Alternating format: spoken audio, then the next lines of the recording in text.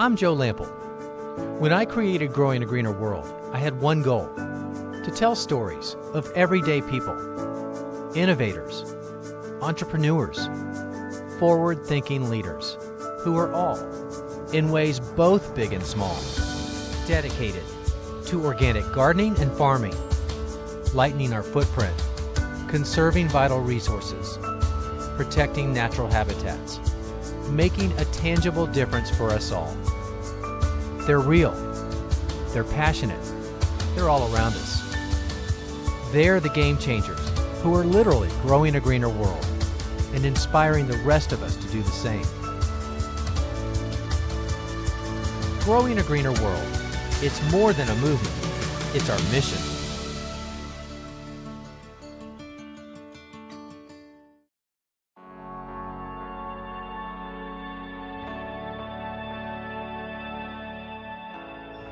Ten years ago, Growing a Greener World got its start right here at Greensgrow Farms, founded by Mary Seton Corboy. It's just outside of downtown Philadelphia. And at the time, we were shooting our pilot here. We didn't have a show, but we had an idea. And Greensgrow Farms was the best thing that we knew of at the time that represented a lot of what we thought Growing a Greener World would stand for in all the episodes that we would produce in the future, if we became a series. Well, we did. And we've covered a lot of ground since then, almost 200 episodes. But we keep coming back to this ground and this special place and the legacy that Mary Seton Corboy started. 5 years ago, we were back for its 15th anniversary. It was awesome. And now we're back for its 20th anniversary. But you know what? This time, it's a little bittersweet because there's one person in this story that's not with us anymore. And that's Mary Seton Corboy, its founder.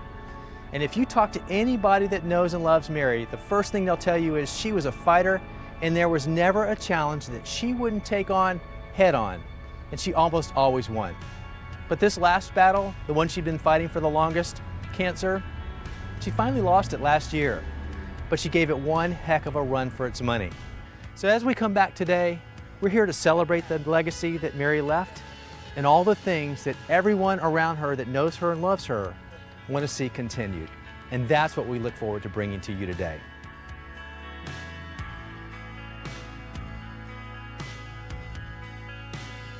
Greensgrow has become a mainstay of the Philadelphia neighborhood of Kensington. The seeds of this place were first sown here in 1997. And while Greensgrow would prove to be one of the leaders of what turned out to be a much larger urban farming movement across the country, it was debatable at first whether anything would grow here at all. Even to co-founder Mary Seton Corboy, who, a decade later, still seemed a little shocked that her idea took root.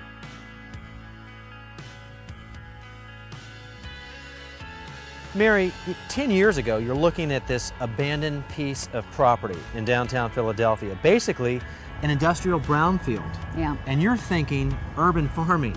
What's going through your mind? Obviously not enough. There was a lot of thinking that should have happened that didn't happen. And ironically, that has been one of the reasons that we've been able to succeed, I think, is that we didn't have such a concrete idea, no pun intended, in our head of what an urban farm was going to look like, because there weren't any urban farms for us to look at for a guide. Yeah. So we kind of had to invent what we were doing from the start, and it's, we've had some success and we're happy about where we are right now. We're here, that's the most important thing. And you've come a long way, but once you decide to get into this concept of urban farming, you don't just come and plant into the soil that's here, because basically this soil was rather contaminated when you found it. That's right. This was a brownfield, an EPA Superfund site, so there really wasn't any soil. We had to bring all of the soil onto the site later. When we started just as a hydroponics commercial operation where we sold only to restaurants in Philadelphia. So there really wasn't this retail component. There wasn't the growing all of the different vegetables and the flowers component when we got started. That's been part of the evolution of Greensgrow. But now, fast forward, and we've got this full service garden center that's serving, an urban community. Talk about how that really impacts the people in this area. I think the lessons that we're putting out there about sustainability and growing and grow your own food and everything can be lost if there's not the simple entry point, the access point to what that's all about. And in our cases, case here in Philadelphia, we had a whole city with no garden center in the middle of it all. There's exactly 2 nurseries in all of Philadelphia. So there was really a demand. We met people who were saying, I love garden, but I can't get my hands on this, that, or the other thing. And we had an opportunity to build a greenhouse and said, let's go in a different direction, extend our own season, and get into the nursery business. Something about which I knew absolutely nothing whatsoever. But like anything, I figure if I can learn it, then everybody else can.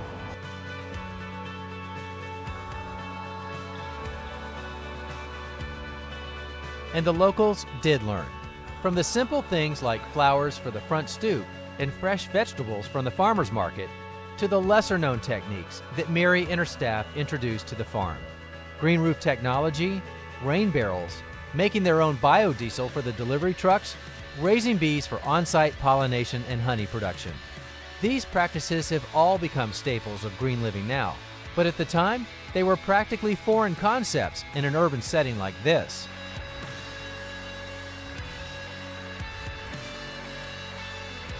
By the 15th anniversary, Mary and her staff were still coming up with new and innovative ways to serve Philadelphia's inner city neighborhoods. Right around the time the food truck craze was sweeping the nation, Greensgrow was doing it with fresh, locally grown produce and their mobile markets.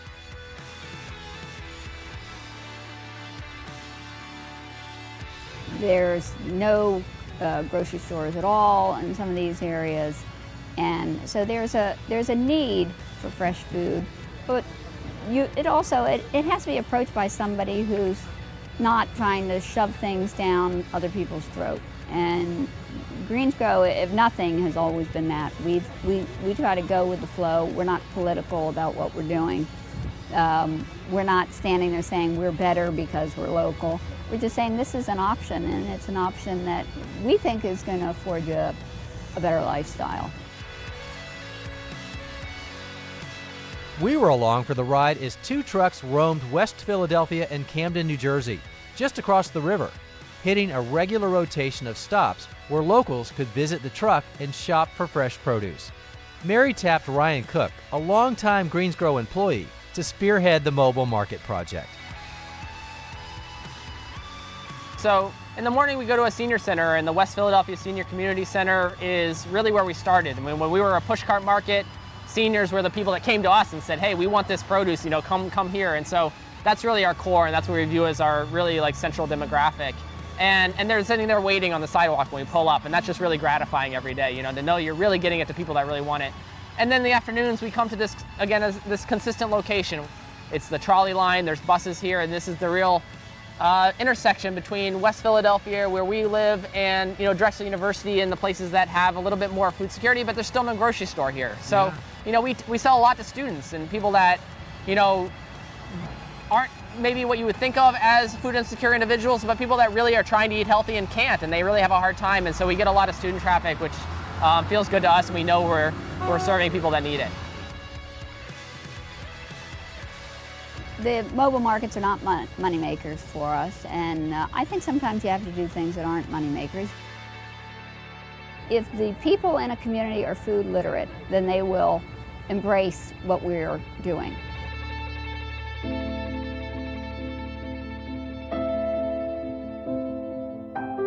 Our shoot that day was a great time for us to catch up with a good friend, but there were things happening behind the scenes that made it difficult for everyone.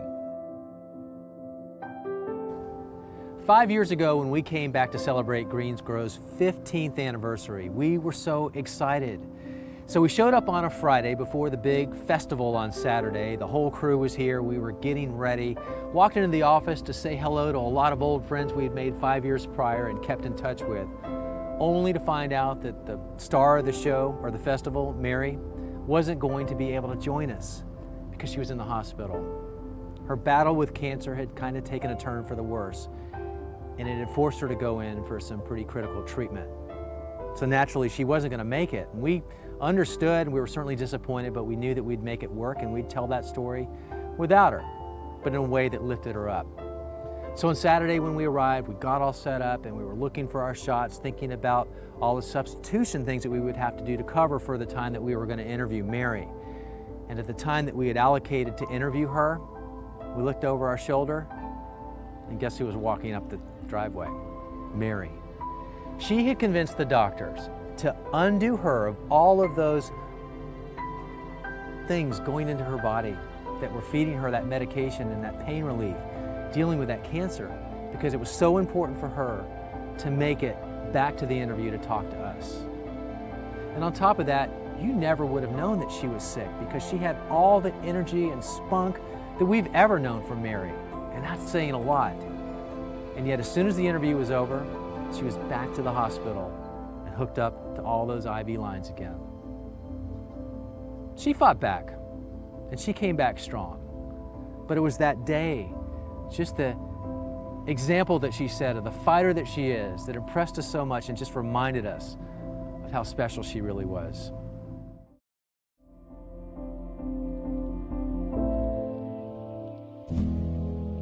But within 3 short years, Mary was gone. The day after I'd come home from a really stressful vacation, I came back to work only to find out that Mary had died, which promptly sent me into something called Takotsubo's, which is called broken heart syndrome. It sent me to the hospital for a heart attack. It was a devastating blow to the entire Greensgrow family.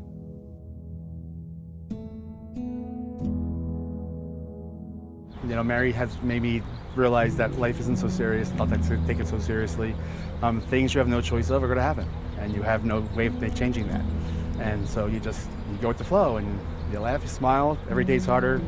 You know, her favorite saying that she always used to tell me was, Dave, Greensgrow is like pushing a big rock up a big hill. More than likely, the rocks will roll back down the next day, but the view for that night is amazing. At the time when I first came here, my husband had just passed away, so I was looking for something to give me some purpose, and this place gave me a lot of purpose. I woke up every morning thinking, oh good, I get to go to work today. So her legacy goes way beyond urban agriculture or food. Her legacy is one of a person being intimately in love with their neighborhood. She cared about this place. I mean, here we are 20 years later. She came to an area that was an unlikely place to have an urban farm and to bring food in. Yeah. But she made it work. No, it was a bad idea to begin with. And that's the first thing Mary would say. She's like, this is a bad idea. Trying to grow food in the middle of a post-industrial neighborhood, not a good idea. But she stuck it out and she did it. And most of the things she did, I think she would classify herself as not a good idea. But she stuck it out and believed in it and made sure that we followed through and made it happen.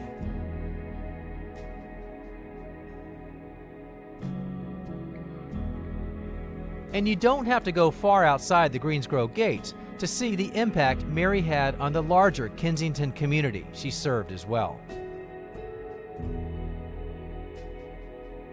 Mary had a huge influence on the neighborhood, I think. Not only greening it, like, she was always willing to give to somebody. Like, neighbors would have an empty pot in front of their house. She would say, hey, let's go put flowers in it for them. They might not be able to afford them, but we're gonna go make it better. I mean, Greensgrow is definitely great for the neighborhood. I mean, I come here personally with my family, you know, whether it's during the holiday events, there's always something going on, like, you know, Thanksgiving, Halloween, Christmas time, whether it's the fairs or the markets they have on the weekends where you can come and just shop to buy groceries and such like that. I mean, but it's definitely a positive for the neighborhood, there's no doubt about it. I mean, anytime, whether I drive by here or run by here on my daily jog, there's always something going on, whether people are cleaning up or, you know, adding more to place, or just people are coming into the neighborhood to visit and shop, and it's just a great thing for the neighborhood. Oh, definitely, it's not the same. When I ride by, I go around, I always say hi, Mayor, even though, you know, I mean, like, I still feel her, that she's around. I don't see her, but you could feel that that was her life. She loved it. She loved what she was doing. Never heard nothing bad about her. Everybody loved her. You need it, she was there for you. That's how she was with everybody. Mary had a good heart. When I got married to my husband, I'd been working here for like a year, and we got married on a Sunday, and the bakery would not deliver our cake to our venue in Fairmount Park. And it turned out that Mary just had one of the people who worked here. She said, you will deliver this cake. He drove to South Philadelphia, picked up our wedding cake, drove to our venue, brought it to us, and then came back and worked.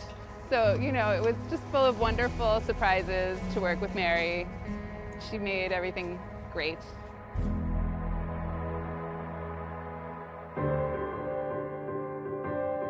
And in true Mary fashion, she had taken steps to ensure that Greensgrow would continue after her, right down to hand-picking her successor. And she went with a familiar face. I've been at Greensgrow 11 years. I started as the farmer at the very bottom of the totem pole. Mary always said I would take over, and I always told her no, and then yeah, here we are. She got her way, as we know. She always got her way. The first 2 years was just Mary yelling at me every day, but I tell you, I never wanted to come into work being yelled at by anyone else.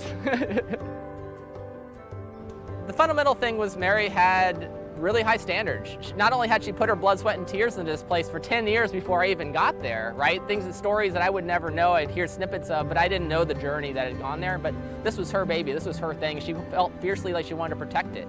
And so that yelling really came out of a sense of love and stewardship for this project that is Greensgrow. And so those high standards were not only about her, but I think about making sure that everyone came behind her, knew what was expected of Greensgrow even when she was gone. If there's one thing that I find myself challenging to recreate, it's that unique persona. That's not something I can't be Mary, and I can't try to be Mary. And I think that's what's challenging every day is how do you bring your own unique role to this organization that was built around one person. Greensgrow is Mary and was Mary and will always be Mary to some degree. So how do we make sure we hold that and center that while still allowing the farm to grow and develop and innovate and keep changing to reflect the city as it changes, the neighborhood as it changes, and its staff as we take on new roles here. The thing that I always carry around with me that Mary really instilled in all of us is that Greensgrow has to serve everyone in this community. Everyone has to find value in what we're doing here. And so we have a lot of programs, sometimes too many programs, but everyone is a gateway for a different type of person, a different type of family to come in and find a reason why Greensgrow exists in their community. I have a "What would Mary do" above under her picture in my office. And that's not of what will Mary do every day, but how would Mary go about thinking about this? What would Mary be looking to the future and making sure that Greensgrow is meeting those standards and continuing our mission and staying true to ourselves and, again, our identity in this neighborhood.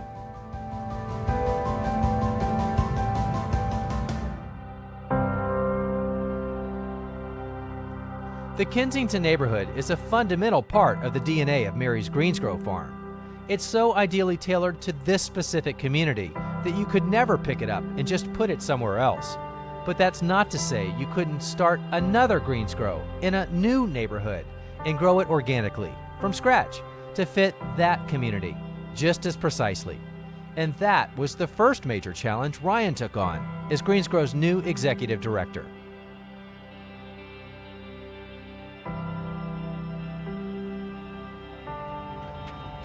This is so cool. I know, I'm glad to have you. It's been a long time. Greensgrow West. So tell me about the property. How did you find this place? This is a long time coming. So, I lived in West Philly for 20 years. So I think this is always capturing my desire to work closer to home. So I've been pressuring Mary for a long time. We really should be in West Philly. And it was always Mary's dream, I think, to replicate, to say that this wasn't a flash in the pan. Yep. That Greensgrow is something that has relevance to every neighborhood. So I'm sure the neighbors love having you here. Definitely. I think this neighborhood, unlike Kensington, which is an industrial neighborhood, there's not only yard space. West Philly is very green. There's lots of opportunities here, but they didn't have the resources, not even a box store for them to get plants. So as I said, this is something that the neighborhood was asking for, and Greensgrow was able to fill a void and bring our experience and our wonderful mix of plants and people to this neighborhood and figure out how we can add value. How does Greensgrow in West Philly look different than Greensgrow in Kensington? And that's a really interesting thing about what we're trying to do here.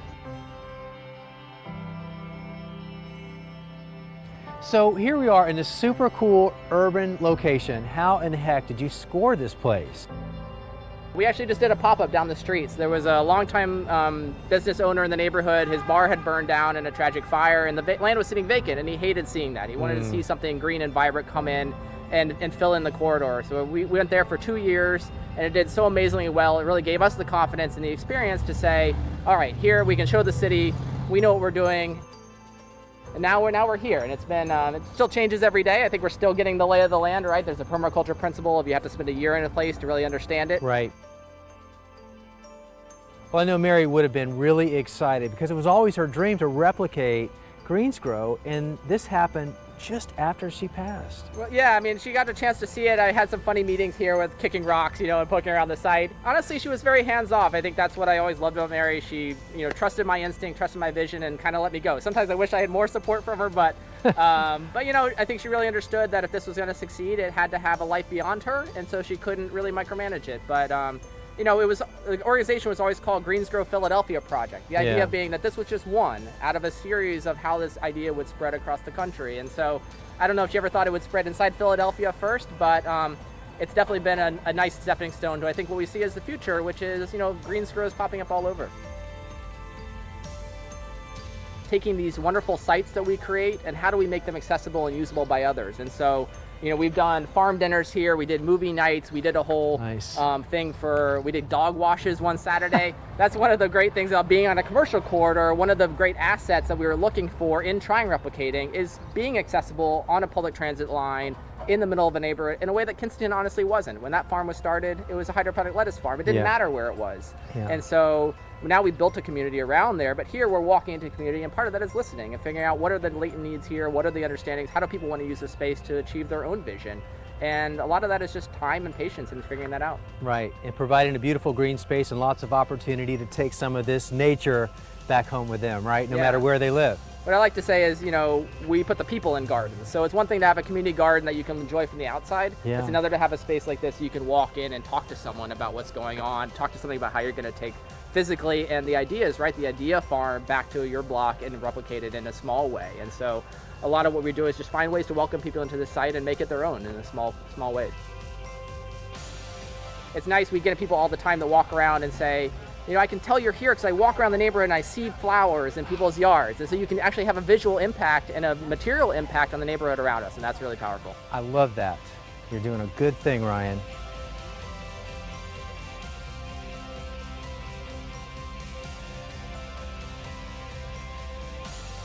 Greensgrow really is a special place, not just for us on the Growing a Greener World team, and not just for the Philadelphians who live and work nearby, but also for the countless others whose lives have all been made a little brighter because of Mary Seton Corboy's incredible vision and tireless mission with this place.